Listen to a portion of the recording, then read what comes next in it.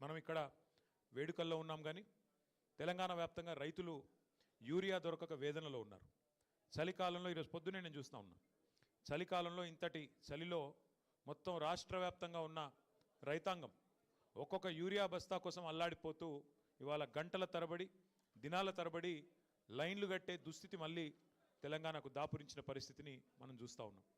అయితే నా ప్రార్థన మీ అందరితో మనందరితో, మనకు పోరాటం కొత్త కాదు.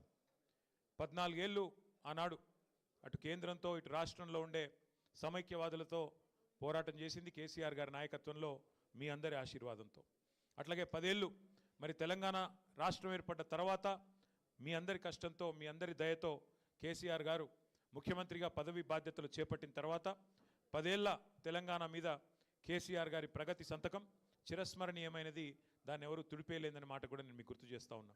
అట్లాగే గత 2 సంవత్సరాలుగా పోరాట స్ఫూర్తితో ఏ రకంగానైతే కార్యకర్తలు, నాయకులు, ప్రజలు కదం దొక్కారో కాంగ్రెస్ పార్టీ యొక్క దుష్పరిపాలన మీద, దాన్ని కూడా మనం ఈ సందర్భంగా మననం చేసుకోవాల్సిన అవసరం ఉంది.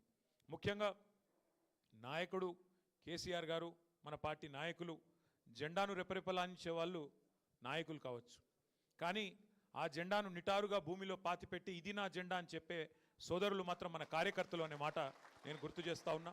వారి పోరాట స్ఫూర్తికి, అది పంచాయతీ ఎన్నికల్లో కావచ్చు, లేదా గత 2 సంవత్సరాలుగా చేసిన వివిధ పోరాటాల్లో, లగచర్లలో గిరిజనుల మీద జరిగిన దాష్టికానికి వ్యతిరేకంగా, అట్లాగే తెలంగాణ వ్యాప్తంగా రుణమాఫీ పేరుతో జరిగిన దగ, రైతు బంధు ఎగ్గొట్టి 2 సార్లు చేసిన మోసం, 6 గ్యారంటీలు, 420 హామీలు, వాటి మీద ప్రజల తిరుగుబాటుకు నాయకత్వం వహించిన మా కార్యకర్తలకి, మూసీలో జరుగుతున్న దాష్టికానికి వ్యతిరేకంగా గలమెత్తిన సోదరులకి, హైదరాబాద్ సెంట్రల్ యూనివర్సిటీలో భూములు గుంజుకుంటుంటే తెగువను ప్రదర్శించిన మా విద్యార్థి సోదరులకు, సోదరీమణులకి, అట్లాగే ఈరోజు రాష్ట్రంలో జరుగుతున్న ప్రతి అన్యాయంపై ఎలుగెత్తి పోరాడుతున్న మా తెలంగాణ తమ్ముళ్ళు, ఆడబిడ్డలు, పేరు పేరున బారాస సైనికులు, భారత రాష్ట్ర సమితి సైనికులందరికీ హృదయపూర్వకంగా నేను వారికి శిరస్సు వంచి వినమ్రంగా నమస్కారాలు, వారికి అభినందనలు కూడా తెలియజేస్తా ఉన్నా.